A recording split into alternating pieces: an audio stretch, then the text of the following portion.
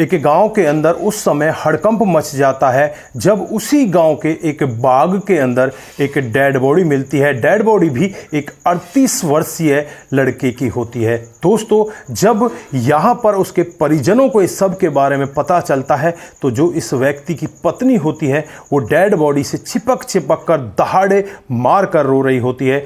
दोस्तों, अब यहाँ पर अंतिम क्रियाक्रम के लिए उस डेड बॉडी को ले जाने लगे, लेकिन पत्नी यहाँ पर रो कर यही कह रही थी कि अब मेरा सहारा कौन है, अब मैं किसके सहारे रहूँगी। लेकिन उसके बाद जो पुलिस यहाँ पर खुलासा करती है, हर एक व्यक्ति इस खुलासे को सुनकर देखकर एक बार के लिए इस महिला के लिए थू थू करने लगता है। दोस्तों, जो महिला दहाड़े मार कर रो रही थी, जो अपने पति से चिपक कर यही कह रही थी कि मुझे अब इसके बगैर जीना नहीं है, मुझे भी इनके साथ ही मर जाना है, वही इस सब की सबसे बड़ी मास्टर माइंड होती है।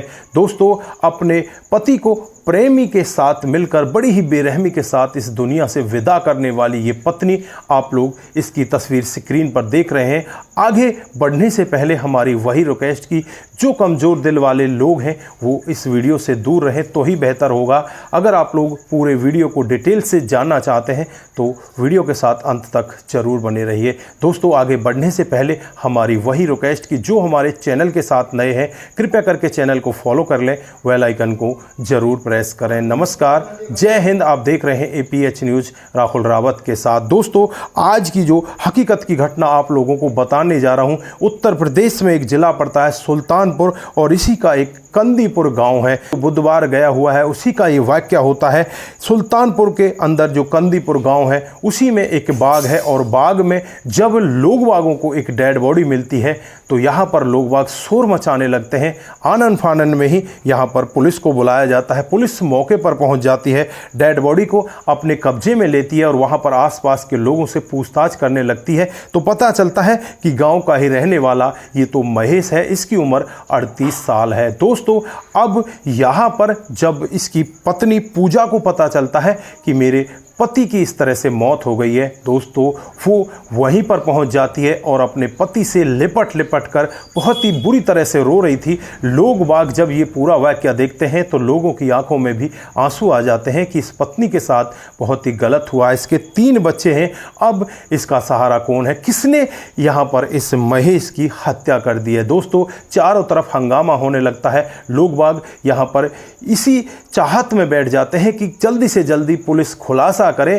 कि यहाँ पर इस महेश को किसने मारा है। दोस्तों, पुलिस यहाँ पर तमाम तरह से लोग बागों से बातचीत करती है। आसपास के जितने भी CCTV कैमरा वगैरह होते हैं सबको खंगाला जाता है कि पत्नी होती है पूजा, उसके मोबाइल की कॉल डिटेल निकाली जाती है तो पता चलता है कि एक व्यक्ति के साथ ये बहुत ही ज़्यादा बातचीतों में है और उस व्यक्ति का नाम जब उजागर होता है तो गाँव का ही वो डंगर यादव होता है जो गाँव के अंदर ही एक दुकान चलाया करता। दोस्तों, अब यहाँ पर पुलिस शक की बिना पर ही डंगर यादव को गिरफ्तार कर लेती है और उससे पूछने लगती है कि तूने महेश के साथ में किया क्या है। पहले तो वो इधर उधर की बातें करने लगता है, घबराने लगता है, लेकिन यहाँ पर पुलिस उसकी घबराहट का फ़ायदा उठाती है और उससे कहती है कि तू ही मुजरिम है, तू सच सच बता दे, नहीं तो हमें उगलवाना भी आता है। दोस्तों, अब यहाँ पर महेश जो डंगर यादव होता है वो टूट जाता है और कहने लगता है कि हाँ, मैंने ही महेश को इस दुनिया से हटाया। लेकिन इस सब में उसकी पत्नी भी उतनी ही बड़ी भागीदारी है, जितनी बड़ी भागीदारी मेरी है उतनी उसकी पत्नी की भी है। बताता है कि जो इसका पति है महेश, वो लुधियाना में जॉब किया करता और वहीं पर रहा करता। कुछ दिनों के बाद वो वापस घर पर आया करता, लेकिन इस समय में जो पूजा है उसकी मुलाकात डंगर यादव से हो जाती है। दोनों एक दूसरे के साथ संबंधों में रहने लगते हैं। धीरे धीरे करके जीवन आगे बढ़ने लगता है। साल 2025 में जो महेश है वो यहीं पर आ जाता है और यहीं पर प्राइवेट जॉब करने लगता है। और एक दिन का वाकया होता है जब महेश अपनी नौकरी पर गया हुआ था, तभी जो पूजा होती है वो डंगर यादव से मिलने के लिए उसके दुकान पर चली जाती है। वहाँ पर ये दोनों एक दूसरे के साथ आपत्तिजनक स्थिति में होते हैं। तभी वहाँ पर महेश आ जाता है और महेश यहाँ पर बहुत ही ज़्यादा क्रोध करने लगता है और जो यहाँ पर पत्नी होती है पूजा, वो डंगर यादव से कहने लगती है कि अब हमें इसे रास्ते से हटाना होगा, इस सब के लिए जो भी तुझे करना पड़े तू कर और इसे रास्ते से हटा दे। दोस्तों अब यहाँ पर पूजा घर जाने लगती है और महेश की लोकेशन बार बार डंगर यादव को बताने लगती है, मैसेज कर करके उसे बता देती है। दोस्तों अब यहाँ पर जो डंगर यादव है, जो गांव के खेत वगैरह होते हैं वहाँ पर महेश को पकड़ लेता है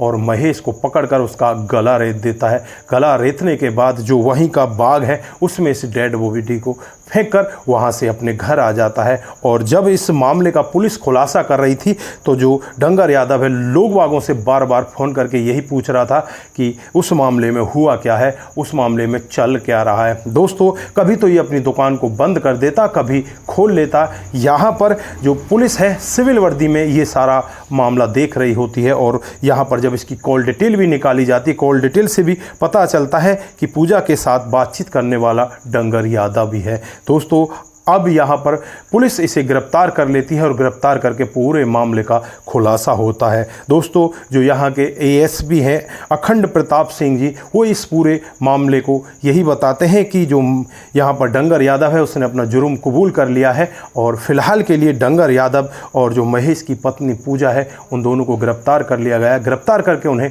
जेल के अंदर बंद कर दिया गया है। लेकिन यहाँ पर उन 3 छोटे छोटे मासूम बच्चों का क्या कसूर है जो अब अनाथ बनकर रह जाएंगे। दोस्तों ऐसी घटनाएं भी हमारे समाज के अंदर हो रही हैं। जो पत्नी अपनी पति की डेड बॉडी से लिपट कर सबसे तेजी के साथ रो रही थी, वही इस सब की सबसे बड़ी मास्टरमाइंड होती है। दोस्तों अपने पति को इतनी बेरहमी के साथ, प्रेमी के साथ मिलती है और उसे इस दुनिया से विदा कर देती है। तो दोस्तों ऐसी पत्नी के लिए आप क्या कहना चाहते हैं, उसे किस तरह की सज़ा में देखना चाहते हैं, आप जो भी कहना चाहते हैं एक बार कमेंट बॉक्स में ज़रूर कहिएगा। दोस्तों आज के लिए बस इतना ही, फिर मिलते हैं किसी नए मोड के साथ। तब तक के लिए आप अपना ख्याल रखें, परिवार का ख्याल रखें, सतर्क रहें, सावधान रहें। दोस्तों जिन साथियों ने हमारे पिछले वीडियोज पर कमेंट किए थे आज उनका हम यहाँ पर नाम बारी बारी से लेने वाले हैं। तो सबसे पहला कमेंट आता है वो प्रेमचंद शर्मा जी का आता है। वो लिखते हैं आज के समय में यही चल रहा है, किसी के ऊपर भरोसा नहीं किया जा सकता।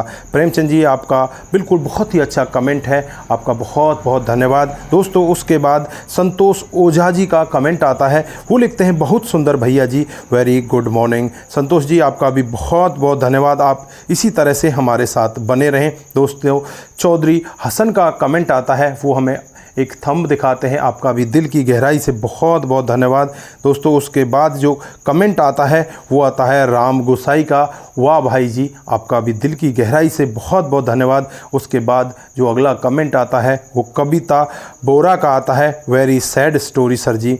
कविता जी आपका बहुत बहुत धन्यवाद। इसी तरह से आप सभी लोग हमारे साथ बने रहें, इसी तरह से आप लोग हमें कमेंट करते रहें। दोस्तों उसके बाद जो अगला कमेंट आता है वो जगन का आता है, वो राजस्थान जगह का नाम पूछ रहे हैं, वो हमने आपको कमेंट बॉक्स में डाल दिया है, आप वहाँ पर चेक कर सकते हैं। दोस्तों संतोष ओझा जी बहुत सुंदर कहानी भैया जी, वेरी नाइस जॉब, आपका भी दिल की गहराई से बहुत बहुत धन्यवाद। टीकम शर्मा जी का आता है कमेंट, वो लिखते हैं बहुत ही बढ़िया किया सास माता ने, आपका भी दिल की गहराई से बहुत बहुत धन्यवाद। आप लोग इसी तरह से हमारे साथ बने रहें, इसी तरह से आप लोग अपने कमेंटों को हमारे साथ साझा करते रहें। मोनू जैन जी लिखते हैं वेरी नाइस स्टोरी, आपका भी दिल की गहराई से बहुत बहुत धन्यवाद।